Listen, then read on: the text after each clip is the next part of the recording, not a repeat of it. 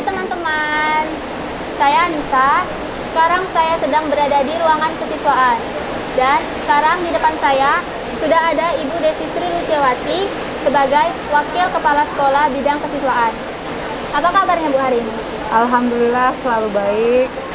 Jadi Bu, di sini saya mau mengajukan beberapa pertanyaan mengenai tata tertib yang ada di sekolah ini. Baik, silakan saja mengajukan pertanyaan yang berkaitan dengan tata tertib siswa ya. Pertanyaan pertama, di sekolah ini kan Bu, biasanya ada tata tertib untuk disosialisasikan kepada seluruh siswanya. Nah, bagaimana cara sekolah ini untuk mensosialisasikan tata tertib yang ada di sekolah? Tata tertib yang kita buat di sekolah kita ini semuanya sudah dirancang dengan baik oleh tim manajemen sekolah. Nah, untuk mensosialisasikan kepada para siswa, kami mendesain acara seperti pengenalan lingkungan sekolah, yaitu salah satu upaya untuk mengenalkan kepada siswa tentang tata tertib siswa ini. Kemudian, kami juga memberikan hard copy-nya, lembar buku tata tertib ini kepada siswa, supaya siswa lebih memahami tata tertibnya dan bisa menerapkannya dengan baik, sehingga tata tertib ini betul-betul dipatuhi oleh para siswa. Upayanya apa saja Bu yang biasanya dilakukan sekolah untuk menanamkan kedisiplinan kepada para peserta didiknya agar para siswa itu memiliki rasa kedisiplinan? Untuk menumbuhkan rasa kedisiplinan kepada siswa, kami mengupayakan melalui berbagai macam pelatihan kepemimpinan. Ini biasanya kita menyelenggarakan pelatihan kepemimpinan ini setiap tahun kita adakan. Kemudian kami juga secara rutin melaksanakan kegiatan Piket 5S namanya. Piket 5S ini sapa, senyum, salam, sopan dan santun. Itu biasa kita lakukan setiap pagi sebelum siswa masuk sekolah. Itu juga dalam rangka menertibkan siswa. Kemudian kita juga melakukan piket-piket yang lain ya, seperti misalnya menegakkan kedisiplinan ke setiap hari Jumat dalam hal sholat Jumat dan segala macamnya. Semuanya kita upayakan itu sesuai dengan porsinya. Jadi siswa itu kita akan memperlakukan siswa sesuai dengan porsinya. Kalau di dalam lingkungan sekolah itu terdapat sebagian siswa yang melanggar tata tertib sekolah itu, sanksinya seperti apa Bu?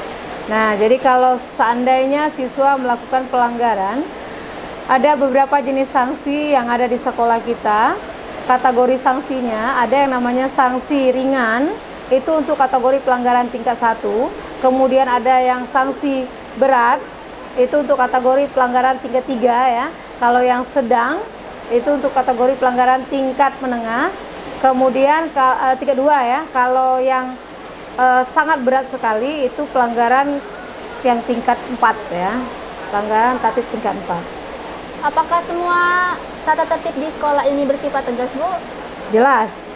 Semua tatib yang kita buat, kita desain, aturan ini berlaku tegas dan berlaku bagi semua siswa. Contohnya seperti apa ya?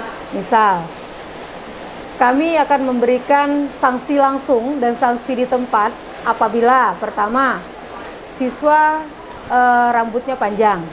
Ya, kebetulan di semua unit kerja itu kita menyediakan gunting. Jadi kalau seandainya siswa itu rambutnya panjang, maka langsung kita adakan pengguntingan di tempat ya, sesuai dengan aturan yang berlaku. Contoh kedua, misalnya siswa tidak ada jam pelajaran menggunakan handphone pada saat handphone itu digunakan di luar jam pelajaran. Nah, dan handphone itu terlihat, jadi kita akan langsung memproses mengambil handphone tersebut, memproses siswa tersebut, kemudian memberikan sanksi sesuai dengan ketentuan yang berlaku. Selanjutnya, pada pasal peraturan masuk sekolah, itu dinyatakan bahwa jam masuk sekolah untuk para peserta didik itu pukul 7.15 dan untuk pulang sekolah pada pukul 15.30. Nah, pada jam masuk sekolah, bagaimana Bu jika ada siswa yang melanggar tata tertib tersebut? Kami informasikan, kalau seandainya siswa itu datang terlambat, kita jam masuk sekolah kita pukul 7.15 itu sudah berada di dalam kelas. Jadi kalau 7.15 gerbang akan kita tutup di pukul 7.15, kemudian nanti akan dibuka kembali pada pukul 8. Seandainya nanti ada siswa yang terlambat, dengan terpaksa mereka harus menunggu di luar sampai gerbang terbuka di pukul 8. Kemudian nanti akan diproses oleh guru BK dan guru piket apakah siswa ini terkategori pelanggaran yang pertama atau pelanggaran kedua dan seterusnya. Kemudian untuk masuk ke kelas mereka harus mendapatkan surat izin masuk kelas dari guru piket atau guru BK yang bersangkutan. Mengenai seragam yang digunakan oleh peserta didik, Bu, bagaimana standar penggunaan seragam yang biasanya diterapkan oleh sekolah? Kalau untuk pakaian seragam, sekolah kita memiliki banyak seragam ya, karena kita adalah sekolah kejuruan. Jadi untuk pakaian seragam ini sudah sesuai dengan ketentuan dari jurusan masing-masing, ketentuan dari sekolah secara umum bahwasanya siswa itu setiap hari Senin memakai pakaian putih abu-abu, hari Selasa memakai putih abu-abu juga, kecuali siswa TKI karena mereka ada pakaian labnya. Kemudian hari Rabu mereka memakai pakaian jurusan mereka masing-masing atau pakaian tampil beda, seragam tampil beda.